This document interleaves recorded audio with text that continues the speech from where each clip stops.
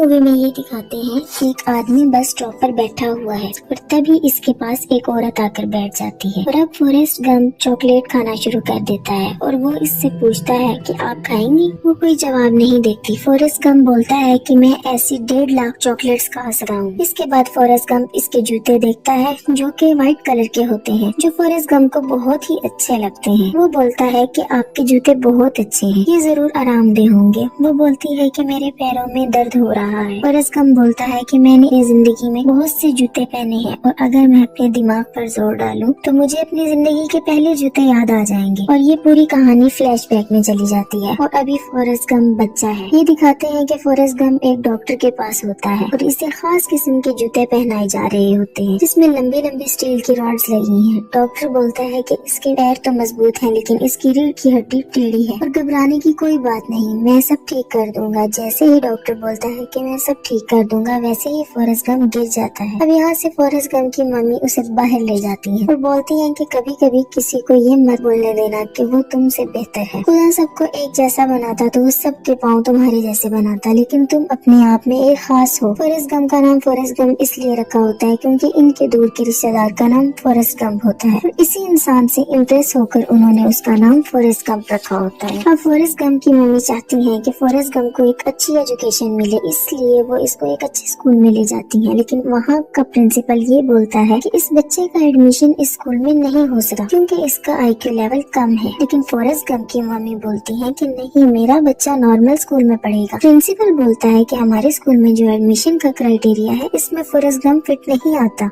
आप इसे किसी स्पेशल स्कूल में पढ़ाइए जहाँ फॉरेस्ट गंप जैसे बच्चे पढ़ते हो। लेकिन बाद में फॉरेस्ट गंप की मम्मी प्रिंसिपल को मना ही लेती है। अब फॉरेस्ट गंप का एडमिशन एक अच्छे स्कूल में हो गया है और जब वो पहले दिन बस में जाता है तो इसे अपने साथ कोई भी नहीं बिठाता। तभी वहाँ पर एक छोटी सी बच्ची होती है। वो बोलती है कि तुम यहाँ पर बैठना चाहोगी और वो फॉरेस्ट गंप को अपने पास बिठा लेती है। इस बच्ची का नाम जेनी होता है और फॉरेस्ट गंप और जेनी अच्छे दोस्त बन जाते हैं। फॉरेस्ट गंप के घर में सिर्फ इसकी मम्मी और फॉरेस्ट गंप रहते हैं क्योंकि इसके वालिद नहीं है और इसकी मम्मी इनकम के लिए लोगों को अपने घर एज ए गेस्ट रखती है और इसीलिए इनके घर में लोग आते जाते रहते हैं। एक दिन इनके घर में एक सिंगर आता है और जब वो गिटार बजा रहा होता है तो फॉरेस्ट गंप इस पे अजीब सा डांस कर रहा होता है और इसकी चाल भी बहुत अजीब होती है। कुछ दिनों बाद जब वो मार्केट से जा रहे होते हैं, फॉरेस्ट गंप और इसकी मम्मी टीवी पे देखती हैं कि वही सिंगर जो इनके घर में एज ए गेस्ट आया था, वही वाले स्टेप्स जो फॉरेस्ट गंप ने इसे करके दिखाए थे, वो अपने गानों में वही स्टेप्स परफॉर्म कर रहा होता है और लोग उसे बहुत पसंद कर रहे होते हैं, बहुत खुश हो रहे होते हैं। फॉरेस्ट गंप जो इस औरत को अपनी कहानी सुना रहा है वो बोलता है कि उसे हार्ट अटैक आ गया, लगता है किंग बनना बहुत मुश्किल है, इसलिए शायद उसे हार्ट अटैक आ गया। इसके बाद ये दिखाते हैं कि अब जेनी और फॉरेस्ट गंप बहुत अच्छे दोस्त हैं। वो साथ घूमते हैं, बैठते हैं, खेलते हैं और हमेशा एक दूसरे के साथ रहते हैं। अब एक दिन जेनी और फॉरेस्ट गंप जा रहे होते हैं, तभी पीछे से 3 बच्चे आते हैं और वो पत्थर फॉरेस्ट गंप के सर पे मारते हैं। जब फॉरेस्ट गंप पीछे मुड़कर देखता है तो पत्थर इसके सर पर लगता है और वो गिर जाता है।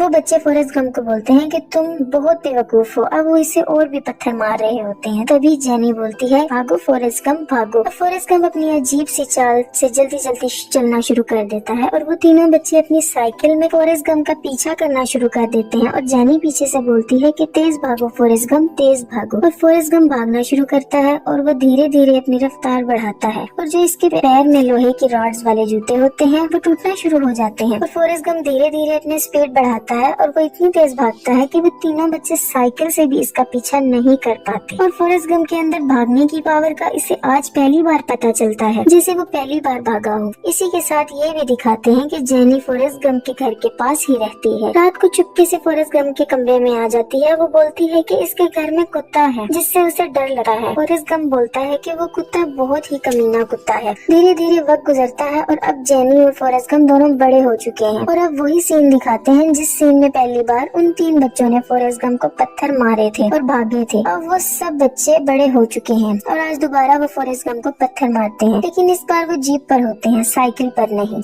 और जेनी बोलती है, फॉरेस्ट गंप भागो, फॉरेस्ट गंप भागो। और फॉरेस्ट गंप भागते भागते एक ग्राउंड में चला जाता है जहाँ पर फुटबॉल का मैच हो रहा होता है। एक खिलाड़ी गोल करने के लिए बॉल लेकर भाग रहा होता है। तभी फॉरेस्ट गंप इतनी तेज भागता है कि इसको भी पीछे छोड़ देता है और भागते भागते वहाँ से निकल जाता है। अब वहाँ पर जो टीचर होते हैं, कोचेज होते हैं, वो देखते हैं ये कौन है। तभी एक टीचर बोलता है कि इसका नाम फॉरेस्ट गंप है और ये एक लोकल इडियट है और इसकी रनिंग देखकर उसकी स्पीड टैलेंटेड देखकर वो इसे इस टीम में शामिल कर लेते हैं और इसी की वजह से फॉरेस्ट गंप अब कॉलेज में भी चला जाता है। और जब वो कॉलेज के मैचेस होते हैं तो फॉरेस्ट गंप को इसी गेम का कोई रूल नहीं पता होता, बस इतना पता होता है कि बॉल लेकर भागना है। जब भी उसके हाथ में कोई बॉल देता है वो भागना शुरू कर देता है और वो तब तक नहीं रुकता जब तक कोई उसे पकड़ ना ले। लेकिन वो बहुत तेज होता है, उसी की वजह से ये मैच जीत रहे होते हैं। धीरे धीरे फॉरेस्ट गंप बहुत फेमस हो जाता है और उसे ऑल अमेरिकन टीम में भी एडमिशन मिल जाता है और 5 साल तक फॉरेस्ट गंप फुटबॉल खेलता रहता है और 5 साल तक फुटबॉल खेलने के बाद उसे कॉलेज की डिग्री मिल जाती है। वो कहता है कि मैंने फुटबॉल खेला था और इसके बदले मुझे डिग्री मिल गई। जिस दिन फॉरेस्ट गंप के कॉलेज में सबको डिग्री मिल रही थी और उसी दिन इनके कॉलेज में एक आर्मी ऑफिसर आता है और वो फॉरेस्ट गंप को बोलता है कि क्या तुमने अपने कैरियर के बारे में कुछ सोचा। फॉरेस्ट गंप आर्मी में भर्ती हो जाता है और उसे लेने के लिए एक बस आती है जिसमें बहुत सारे आर्मी ऑफिसर्स बैठे होते हैं और ये सब ट्रेनिंग के लिए जा रहे होते हैं। फॉरेस्ट गंप बस में चढ़ता है और ड्राइवर को बोलता है कि मैं फॉरेस्ट गंप हूँ। वो बोलता है कि किसी को कोई फर्क नहीं पड़ता कि तुम कौन हो, गंदी नाली के कीड़े, जाकर पीछे बैठ जाओ। और वो पीछे जाता है लेकिन उसे कोई भी अपने साथ बिठाना नहीं चाहता। आपको याद होगा कि बचपन में जब पहली बार वो अपने स्कूल जा रहा था तब भी किसी ने उसे अपने साथ नहीं बिठाया था और सिर्फ जेनी ने उसे अपने साथ बिठाया था। एक लड़का जो बहुत ही अजीब सा होता है, बहुत मोटा सा होता है, जिसके होंठ बहुत बड़े बड़े होते हैं, वो बोलता है कि तुम यहाँ पर बैठ सकते हो और फॉरेस्ट गंप वहाँ पर बैठ जाता है। वो बोलता है कि मेरा नाम है बेंजामिन बुफेट ब्लू, लेकिन प्यार से लोग मुझे बब्बा बुलाते हैं। फॉरेस्ट बोलता है कि मेरा नाम फॉरेस्ट गंप है और लोग मुझे फॉरेस्ट गंप भी बुलाते हैं। बब्बा बोलता है कि मैं तो झींगों का काम करना चाहता था लेकिन मैं आर्मी में भर्ती हो गया। वो बताता है कि मेरी माँ झींगे पकाती है। दरअसल बब्बा हमेशा झींगों की बातें किया करता था, मानो झींगा उसकी जिंदगी की सबसे अहम चीज हो। फॉरेस्ट गंप बोलता है कि वो लोग मुझे वियतनाम भेज रहे हैं। तो जेनी वापस इसके पास आती है और कहती है कि मुझसे वादा करो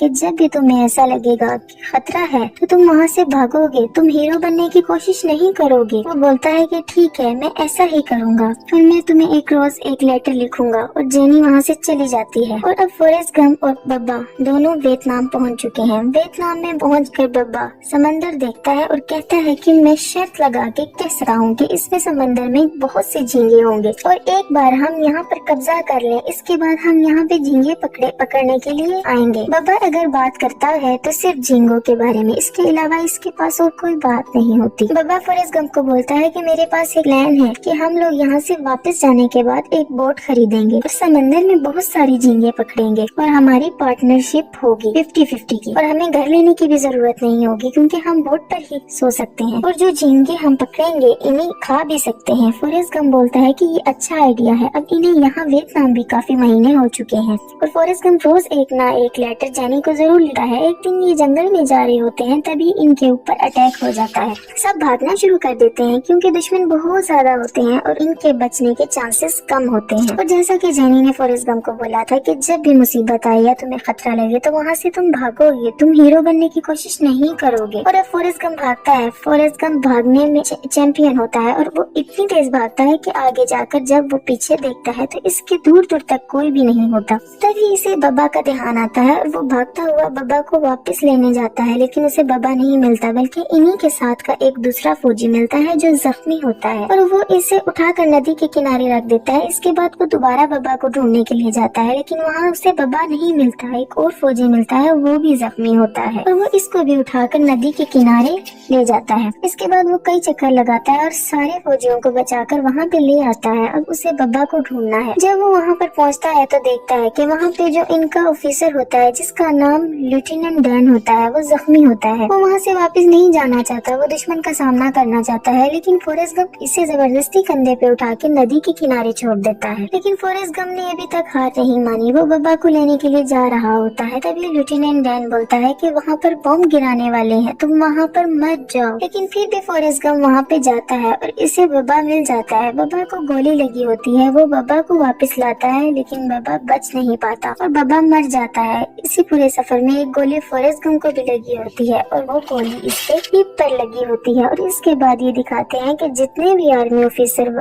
थे सब हॉस्पिटल में हैं और सब जख्मी हैं लेकिन फॉरेस्ट गंप वहाँ पे बहुत एंजॉय कर रहा होता है। इसी पीछे का आर्मी ऑफिसर आता है, वो बोलता है कि तुम्हें मेडल ऑफ ऑनर दिया जाता है क्योंकि तुमने बहुत सारे लोगों की जान बचाई थी। अब ये मेडल इसे प्रेसिडेंट से मिलना है घर पर। तभी वहाँ दूर से जेनी आती है और बोलती है फॉरेस्ट। फॉरेस्ट जेनी को देखकर बहुत खुश होता है। वो स्टेज से कूदकर सीधा जेनी के पास जाता है और इसे गले लगा लेता है। इसके बाद वो देर तक वॉक करते हैं और जेनी उसे अपनी पूरी जर्नी के बारे में बताती है कि उसने क्या क्या किया। वहीं फॉरेस्ट गम भी इसे वियतनाम के बारे में सब कुछ बताता है और फॉरेस्ट गम को मेडल ऑफ ऑनर मिला होता है। वो इसे जेनी को दे देता है। वो बोलता है कि मैंने सिर्फ वही किया जो तुमने कहा। इसके बाद जेनी फॉरेस्ट गम को अपने कुछ दोस्तों से मिलवाती है और इन्हीं दोस्तों में इसका एक खास दोस्त और फॉरेस्ट गम से गले मिलती है और इस आदमी के साथ चली जाती है और एक बार फिर से फॉरेस्ट गम से जेनी दूर हो गई।